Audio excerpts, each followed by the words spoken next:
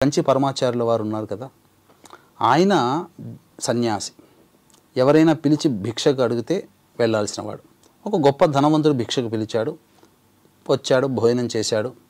వస్తూ ఆయన కోసం పెట్టిన వెండి చెంబుని తీసుకుంటూ వెళ్ళి ఒక సందు, ఆ ఇంటి సందు మూల దాకా వెళ్ళి తిరిగి చూస్తే, అయ్యో ఏంటిది, నా చేతికి ఎందుకు వచ్చింది, నేను సన్యాసిని కదా, నాకెందుకు ఈ వెండి చెంబు అని చెప్పి వెళ్ళి ఆ ఇంట్లో ఇచ్చేసి వచ్చిన తర్వాత చాలా బాధపడ్డాడు. సన్యాసికి నాకు కోరికలు మోహం ఉండకూడదు కదా, ఎందుకు నాకు ఈ వెండి చెంబు మీద మోహం కలిగింది అని చెప్పాను అన్నప్పుడు, అప్పుడు బాగా అమ్మవారిని అడిగితే ఆయన మందు వ్యాపారం అనగా వైన్స్ షాప్స్ ఉంటాయి కదా, అప్పట్లో అటువంటి నడిపించి దాని ద్వారా ఆదాయాన్ని పొంది మనుషులని పీడించి డబ్బు సంపాదించాడు. అంటే మనుషుల ధనాన్ని దొంగతనం చేసినట్టే లెక్క. ఆయన ఇంట భోజనం చేసినందుకు ఆ లక్షణం ఆయనకు వచ్చి ఆ సందు దాకా ఆ వెండి చెప్పు పట్టుకోవాల్సిన పరిస్థితి వచ్చింది.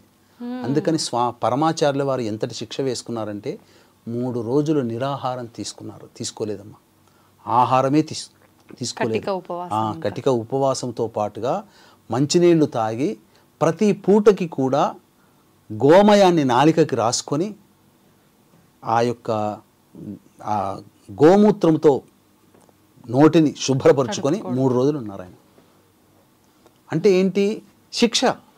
ఎందుకు ఇప్పుడు తాగకుండా ఉండటం, తినకుండా ఉండటం ఓకే, గోమూత్రంతో ఎందుకు అలా చేసుకోవడం? అంటే గోమూత్రంతో అంటే శుద్ధమా, గోవే సకల దేవతా స్వరూపం కాబట్టి సకల శుద్ధి ఆ విధంగా నిష్కల్మషమైన మనస్సుతో ఆ విధంగా ఆచరిస్తే శుద్ధి అవుతుంది. అలా ఈయన రెండో తప్పు ఏం చేశారనంటే, మనకు ఈ జూదం సమయంలో కౌరవ పాండవుల మధ్య ఉన్నటువంటి జూదం సమయంలో ఓడిపోతారు కదా పాండవులు, ద్రౌపదిని తీసుకుని వస్తారు. ఏకవస్త్రాన్ని తెలిసి ఋతుక్రమం అయిపోయిన మరుసటి రోజుని తెలిసి నేను ఇంట్లో రాకూడదని తెలిసినని చెప్పినా కానీ దుశ్శాసనుడు బలవంతంగా తీసుకొని రావడం, అలా వివస్త్రను చేస్తూ ఉంటుంటే తట్టుకొని అడగలేక అందరినీ సభికుల్లో ఉన్నటువంటి అందరినీ అడుగుతుంటుంటే అందరూ తలకాయ ఉంచారు. ఆఖరికి భీష్ముని కూడా, తాత నీవు ఎందుకు చెప్పలేకపోతున్నావు, నీవు రక్షించేవాడివి కదా, నీకు ఇది ధర్మమా, ధర్మాన్ని చెప్పు ఆయన అంటే కూడా తలకాయ ఉంచుకుంటుంటాడు. అంటే అక్కడ ఏంటనంటే 2 ధర్మాలు ప్రతి మనిషికి ఉంటాయి. ఏదైనా ఒక సమస్య వచ్చినప్పుడు అది మానవతా ధర్మం ఉంటుంది, 2 రాజధర్మం. ఆయన మానవతా ధర్మాన్ని పక్కకు పెట్టి రాజధర్మాన్ని పాటించాడు. రాజధర్మాన్ని పాటించాడంటే దుర్యోధనుని కొలువులో ఆయన పనిచేస్తున్నందుకు, ఆయన ఆ స్థానంలో ఉన్నందుకు, ఆ కొలువులో ఉన్నందుకు ఆయన దుర్యోధనికి అనుకూలంగా ఉండాలి కాబట్టి ఆ విధంగా చేశాడు. కానీ అన్నిటికంటే మానవతా ధర్మం గొప్పది. అందుకనే కృష్ణుడు అంటాడు ఆ సమయంలో, అయితే ఇవన్నీ కూడా ధర్మరాజు అన్నీ అడుగుతుంటుంటాడు కదా భీష్ముడిని, అన్ని ధర్మ సందేహాలు చెబుతూ ఉంటుంటాడు కదా. ద్రౌపది పక్కన ఉండి కొంతసేపు అయిన తర్వాత గట్టిగా పక్కన నవ్వేస్తుంది. ఎందుకు నవ్వావమ్మా అని చెప్పేసి కృష్ణుడు కానీ అలాగే భీష్ముడు కూడా అడుగుతారు, తాత నువ్వు ఇన్ని గొప్పవైనటువంటి ధర్మ సూక్ష్మాలు చెబుతున్నావు కదా, మరి నీ ధర్మం ఎక్కడికి పోయింది? ఆ రోజు నేను వివస్త్రగా అవుతుంటుంటే ఎక్కడికి పోయావు? నా అన్న కృష్ణుడు ఉండబట్టి నన్ను రక్షించగలిగాడు, నువ్వు రక్షించే స్థానంలో ఉండి కూడా నువ్వు నన్ను రక్షించలేదయ్యే కదా, మరి ఇన్ని ధర్మాలు ఎలా చెప్తున్నావయ్యా, అది నీకు ధర్మం అనిపించలేదా అని అంటే, అందుకే కదమ్మా నేను చేసిన తప్పుని నేను ఈ రకంగా శిక్షించుకుంటున్నాను. నిజంగా ఆయన ఎండకు ఎండి వానకు తడిచి చలికి, మాఘమాసము జనవరి అంటే ఎంత చలి ఉంటుంది నార్త్లో, మళ్ళీ చలికి గజగజ వణుకుతూ ఎండకి ఎండుతూ వానకి అక్కడ అంటే వాన పడుతుంది అటువైపు, వానకి తడుస్తూ శరీరాన్ని నాశనం చేసుకున్నాడమ్మా. మహానుభావుడు, నరకయాతన అనుభవించాడు. ఎందుకంటే ఆమెకు చేసిన ద్రోహాన్ని ఈయన ఈ విధంగా ద్రౌపదికి చేసినటువంటి ద్రోహాన్ని ఈయనకి తనంతటి తానే శిక్ష విధించుకొని ఈ జన్మలలోనే ఆ తప్పుని కడిగేసుకున్నాడు. అసలు ముళ్ళ బాణాల మీద పెట్టినప్పుడమ్మా రోజు రోజుకి ఆ శరీర బరువుకి ఆ శరీరం దిగిపోతుంది కదా, కృంగిపోతుంది కదా, బాణాల్లోకి ఇంకిపోతుంది కదా, ఎంతటి రోజు రోజుకి ఎంతటి నరకయాతన. అందుకనే ధర్మరాజు దగ్గరికి తీసుకొని వస్తాడు కృష్ణుడు. ధర్మ సూక్ష్మాలు చెప్పవయ్యానంటే, నీకన్నా గొప్పవాడినా నేను కృష్ణ, నువ్వు చెప్పొచ్చు కదా, అయినా కానీ నా శరీరము అనుకూలంగా లేదు, నేను బాణాలతో బాధపడుతున్నాను, వ్రణాలు అయిపోయినాయి, మొత్తము పుండ్లు అయిపోయాయి, చాలా ఇబ్బంది పడుతున్నాను, నా నోట మాట కూడా రావట్లేదు, క్షమించు కృష్ణ భగవాన్ అంటే, నీవు ధర్మ సూక్ష్మాలు చెప్పేంతవరకు, మరణించేంతవరకు కూడా నీకు నేను శరీరాన్ని స్వస్థత చేకూరుస్తున్నానని చెప్పి ఆయన వరమిస్తాడు కృష్ణుడు. వరమిచ్చిన తదుపరి అతనికి ఆ ఉన్నటువంటి బాధంతా పోయి ధర్మ సూక్ష్మాలన్నీ ధర్మరాజుకి అప్పగిస్తాడు. వ్యాసుడు అక్కడే ఉంటాడు, పాండవులు అక్కడే ఉంటాడు, కృపాచార్యుడు అక్కడే ఉంటాడు, అందరూ అక్కడే ఉంటారు.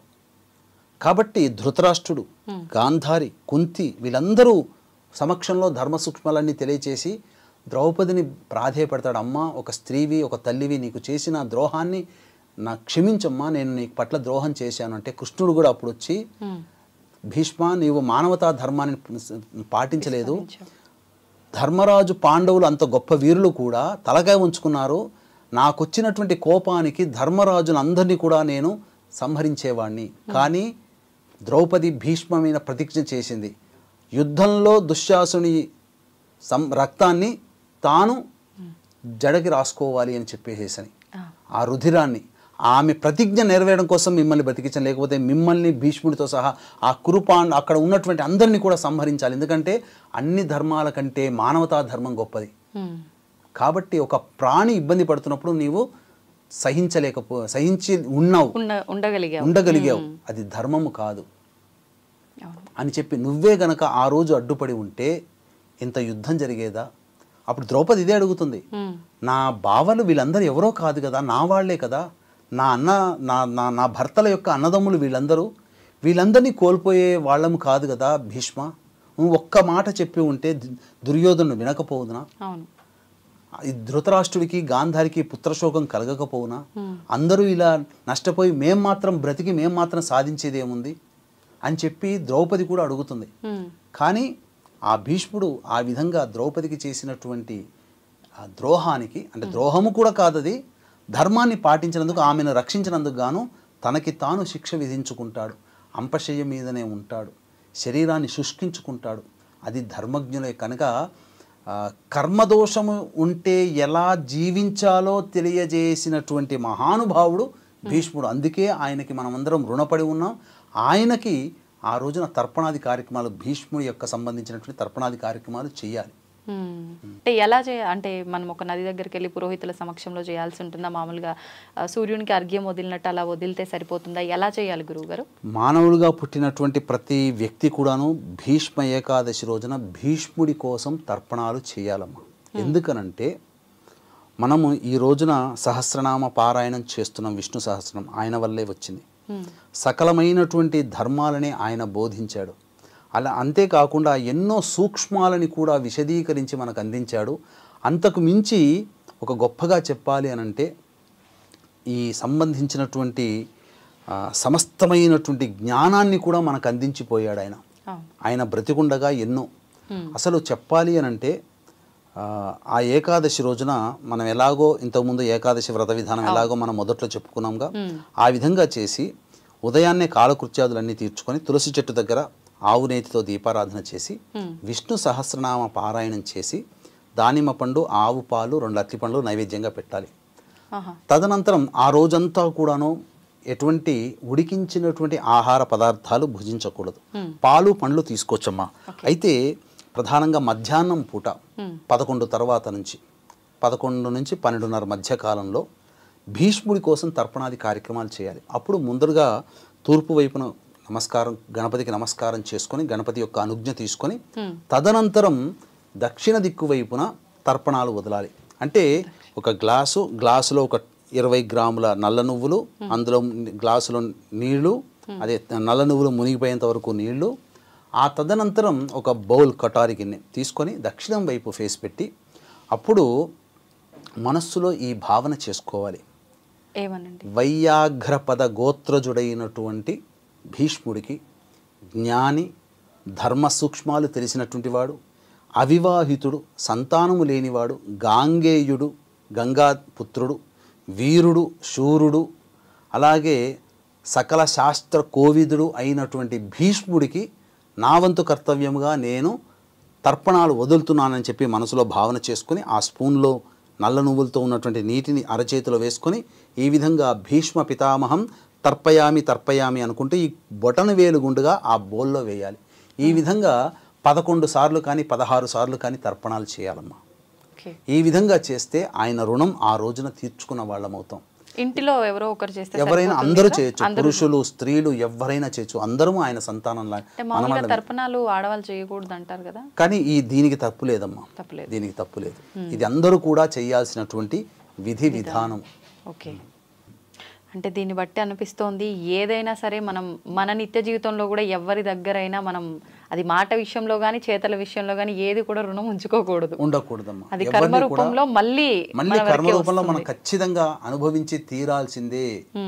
ఈ రోజున గుర్తుపెట్టుకోండమ్మా, బ్రాహ్మణులని అవహేళన చేస్తూ సినిమాలు చేసినటువంటి మహానుభావుల ప్రస్తుత పరిస్థితి జీవితాలు ఎట్లున్నాయి?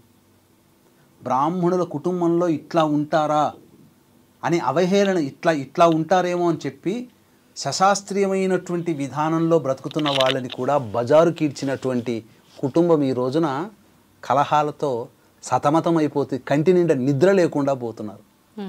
బ్రాహ్మణుణ్ణి అవహేళన చేసి సినిమాల్లో చూపించినటువంటి ఈ జగత్తుకంతకి కూడా బ్రాహ్మణుడంటే చులకన అవ్వడానికి గల కారణమైనటువంటి డైరెక్టర్లు కానీ నటులు కానీ ఈ రోజున సరైనటువంటి స్థానంలో లేదు. అంత్యంలో ఇంకా అనుభవించాల్సినటువంటి పరిస్థితి వాళ్ళకి దాపురిస్తుంది. ఆ విధంగా ఒక్కొక్క సినిమాల్లో పాపం ఐరన్ లెగ్ శాస్త్రి అనేటువంటి ఆయన కనబడితే తనడం అనేటువంటిది అలవాటు చేసుకుని చూపించాడు ఒక దర్శకుడు.